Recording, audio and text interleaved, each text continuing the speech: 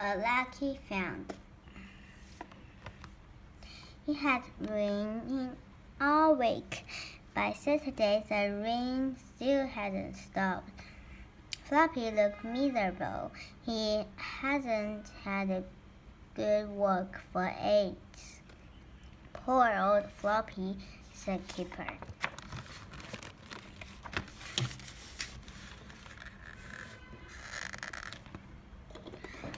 Later that day, it stopped raining. The keeper opened the back door and looked outside. He could see a pitch of blue sky. Good boy, Floppy, said Keeper. It will stop raining at last. Floppy picked up his lid in his mouth and gave a little whimper. I will see who will take you for a walk, said Keeper.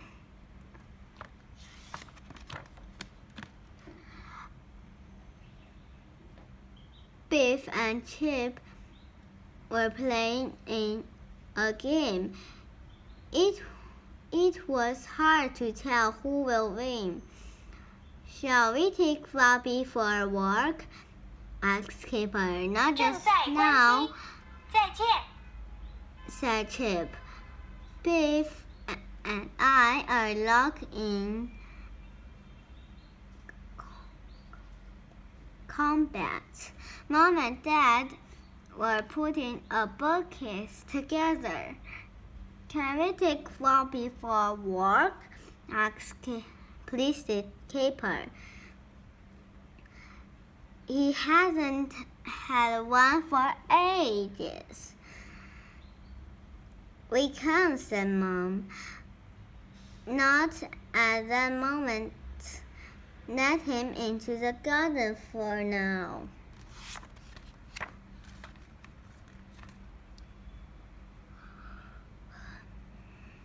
Just then, Keeper's friend Lee came to the door. Do you want to come to my house and play? Said Lee. Grandpa Jim had made some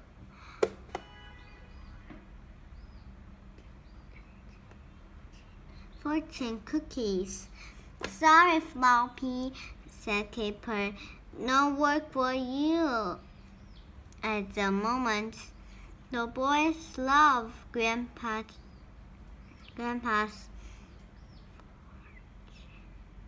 fortune cookies. Keeper broke one open and pulled out the teeny slip of paper. From inside, it said, "Candid are like seeds. Plant them often." I'd like to take Floppy for a walk, said Keeper. This could be a Candid.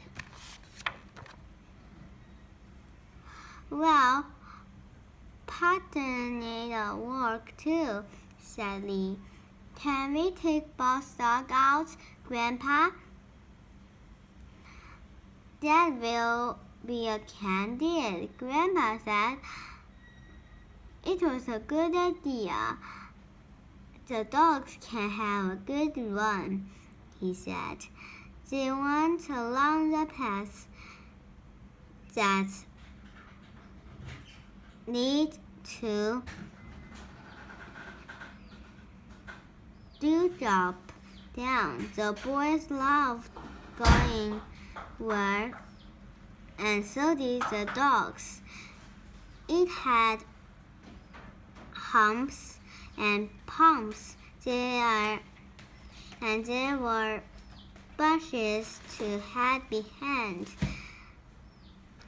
It was a great place to play chase. Lee and Keeper ran up to a steep hump. As As they reached the top, the earth suddenly slipped away.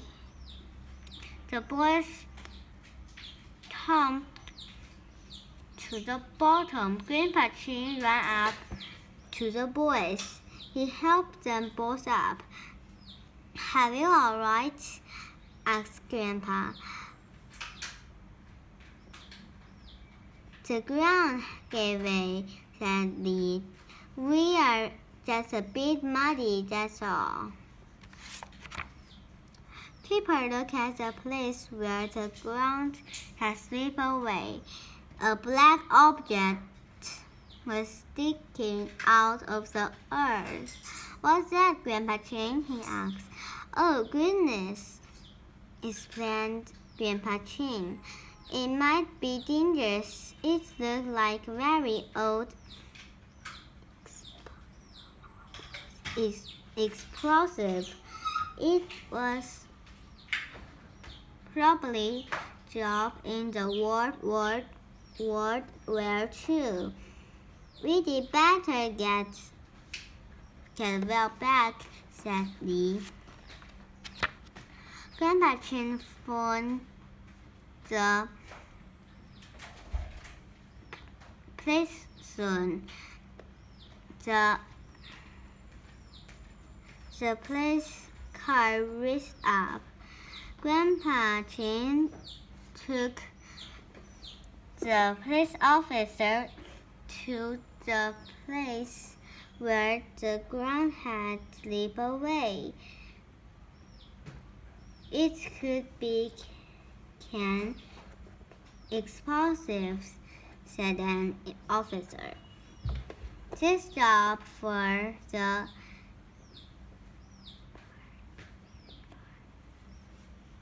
experts," said other officer. "Meanwhile, we just not take any chances. We will have to tape off a large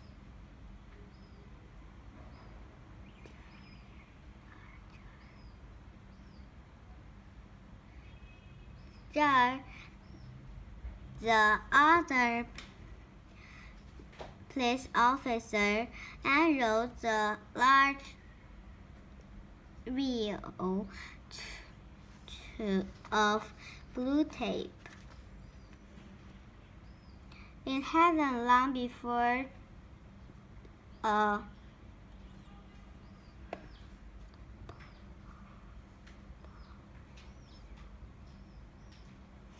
dispositive news came. One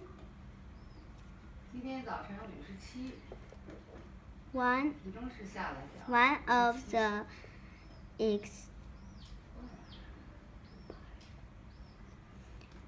experts wants to look.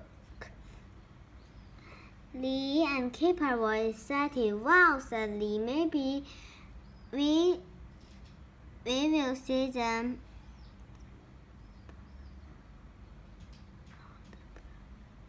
explode it." The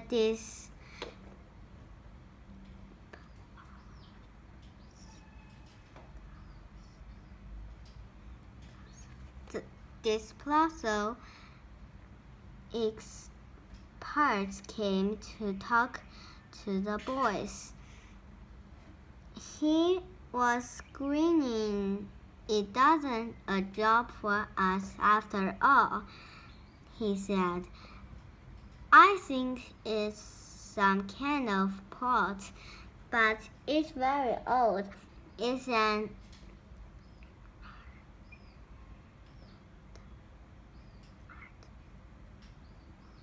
artifact, and it needs a history expert."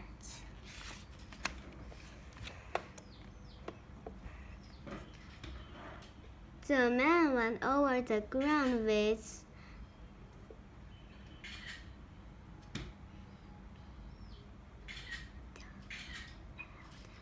metal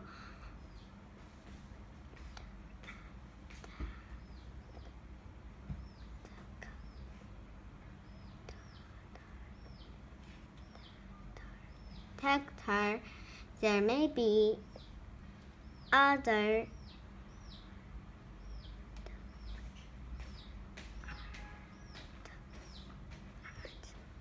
artifacts under the ground.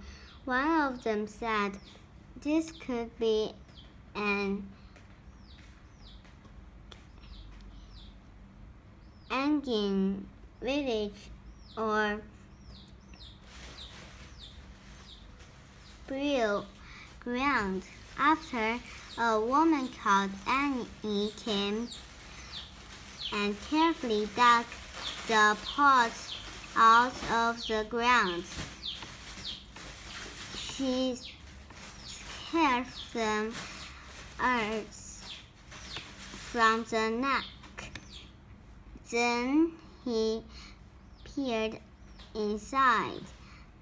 This is so exciting, she said. I hope there is something interesting inside it.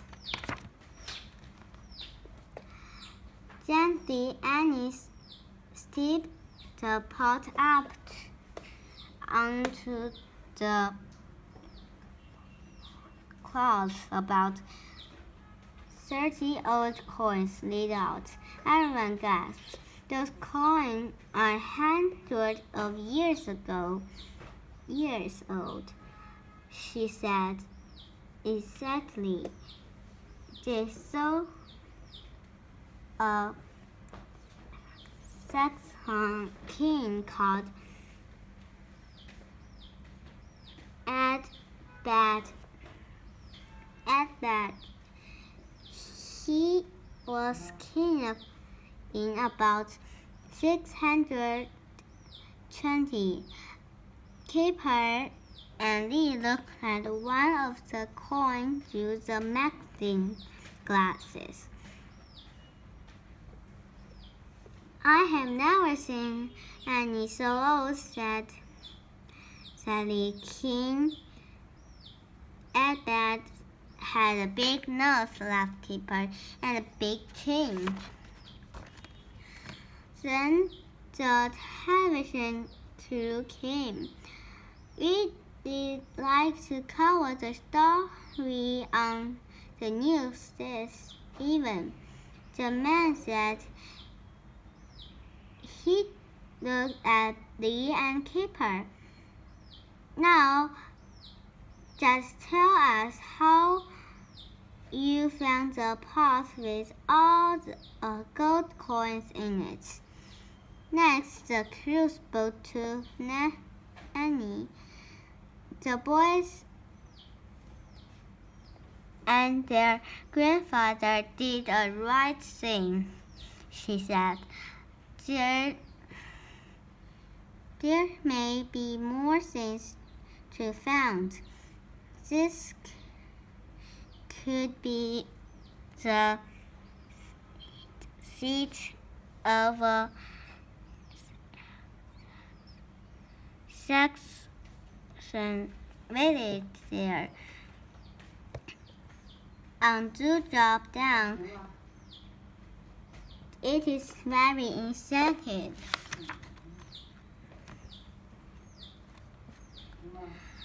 Back at home, Chip rushed to Kipper. Guess what? He said, I'm the winner. A big beef, but only just.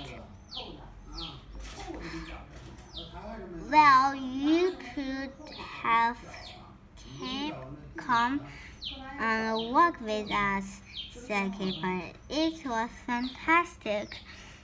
We have finished the bucket, said Dad. Did you have a nice work? Asked Mom. Kipper was bursting to tell everyone his news, but he didn't. It's really interesting, he said, but then he turned on the television. Everyone gasped when the news team came on. The reporter said that two boys had found a sex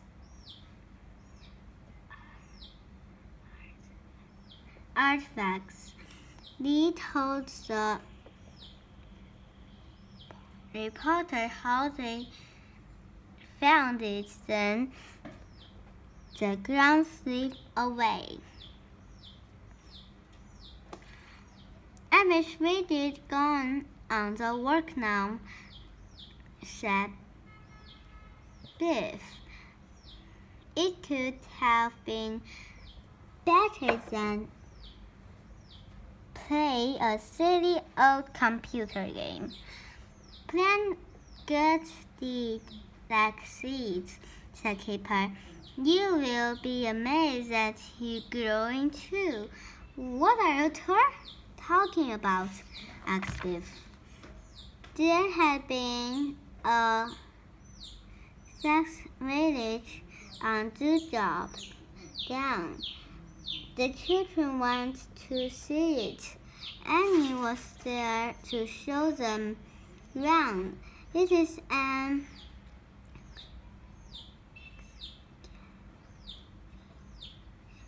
excavation,"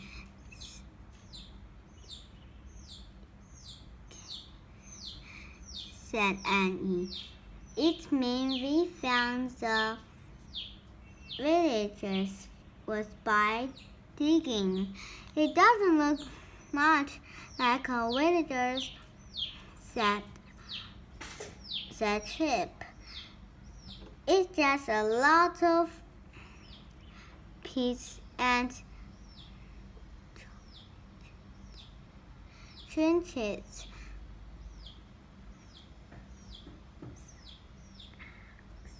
"Sack's house were made of wood," said Annie.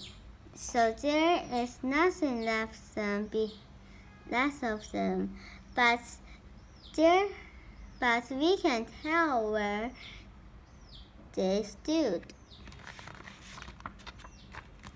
"This is an exciting found," said Annie. "This is a gold band, and it beats Crumpet,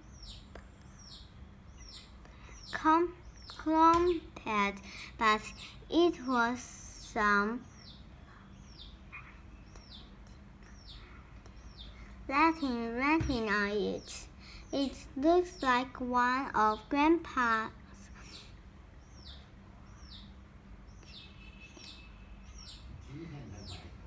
fortune cookies," laughed Lee. "It has thanks to the fortune cookies we took the dogs for work," he went on. "Yes," said Kipper. "The fortune cookies was right. Candies are like seeds. Plant them often." The plants had good deed, and it grew to founding a sex village. "We had never made fortune cookies before," Grandma laughed. "We didn't have them in Hong Kong when I grew up. They were invented in USA."